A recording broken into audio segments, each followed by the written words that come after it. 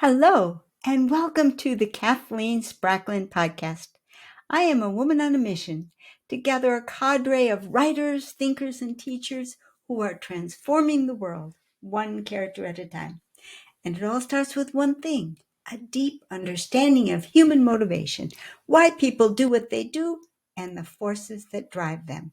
To gain that understanding, I am mining the intersection of psychology, theology, and philosophy to make you a better writer. This is episode 126, some choices to make when you're just getting started with your Zettelkasten. I'm getting some comments, which I really enjoy very, very much. And the comment that I received today was about people who are intrigued with the Zettelkasten. This person was intrigued with it, but says that when she watches my videos, she feels like she's coming into an advanced class and she really needs something more at the start. Well, today I'm going to be going over some of the basic, simpler things that you need to, choices that you need to make really early on. And later on, fairly soon, I will be doing more of a long form video where I go over in great detail the easiest numbering system possible, along with some choices that go along with that. So right now, this is just the very, very basics to get you started. First of all, Zettelkasten means notebox. And so you need a box and you need some notes. Kind of obvious, but one of the first questions that you have to decide is, what are you going to write your notes on? And usually there are two choices: big or little, 3x5 or 4x6. I strongly recommend 4x6. I know several people, self included, who started out with 3x5 and later switched to 4x6. Now, it doesn't bother me that I've got 3x5 cards and 4x6 cards mixed in with my system. I love them all. But 4x6 gives you room for the information that you're learning from your source, plus room to respond to it and give your reactions to it, because that's going to be something you want to do on every card. And these little guys don't really have enough room for that. So I really recommend bigger.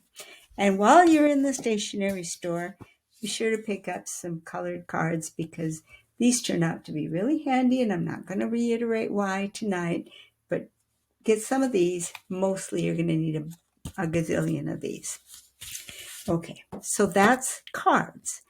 Now, if you're in the stationery store, you can get along without these, but if you are serious about your Zettelkasten and you can afford to do so, you will want to get 1 to 3 of these alphabetical dividers. They don't have to be this style. They have to be 4x6 to go with your 4x6 cards. And I like these because they're very sturdy. But you want 3 sets. As I said, you can get by completely without, or get by with just one set. If you're going to get by with just one set for a while, use it for your index. You're going to use it. The index entries are very important. A second set, if you only have 2, I would use the second set for bib cards. And if you're going to have all 3, I would use the third set for your people box. But again, we're only talking basics here tonight, so I'm not going to talk about how you make each of those, because we're just talking about what to do when you're in the stationery store. All right, that's the notes. Now you need a box.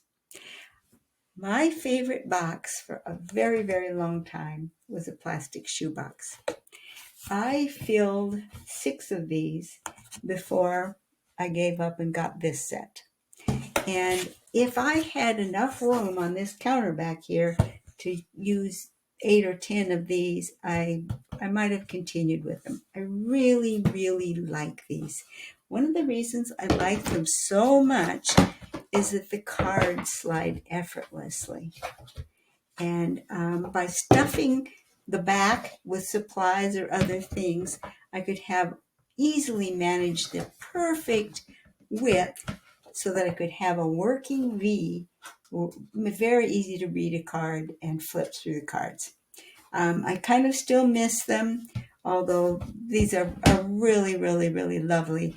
If they were a little bit wider and didn't have those fuzzy sides, I would like them better because I would like to have the ability to slide my cards more easily. On this guy, you got to move the cards around. Well, this is awfully big, and you might not need one this size for a while. So what are you going to do to start with?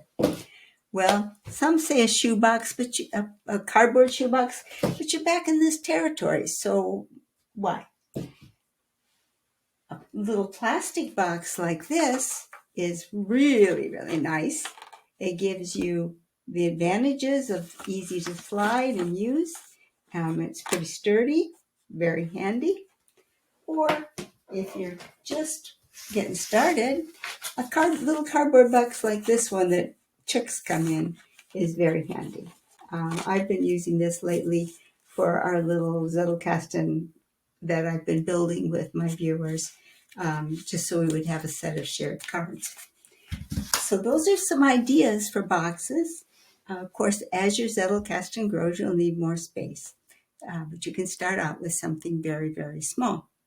So it's as simple as that. You just have the courage to get started, because I've talked to people, several people now, who have told me that, well, I want to do a Zettelkasten.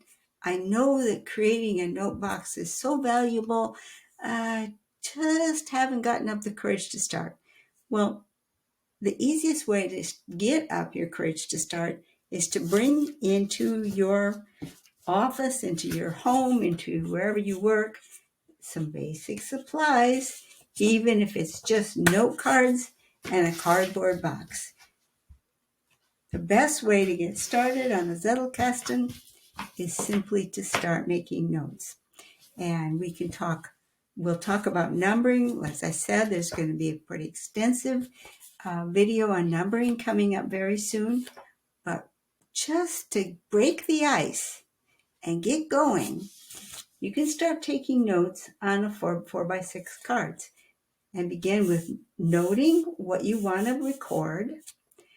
Be sure to include your reaction, your ideas, your feelings about what you wrote, and then include something at the bottom to indicate where you got that information. And we'll talk about fancier ways of doing it later on. And of course, we'll talk about the numbering, which scares people, but it only scares people until they get into their Zettelkasten. And once people are going underway with their Zettelkasten, they say, what? Why was I so worried about the numbers? What? There's nothing to it.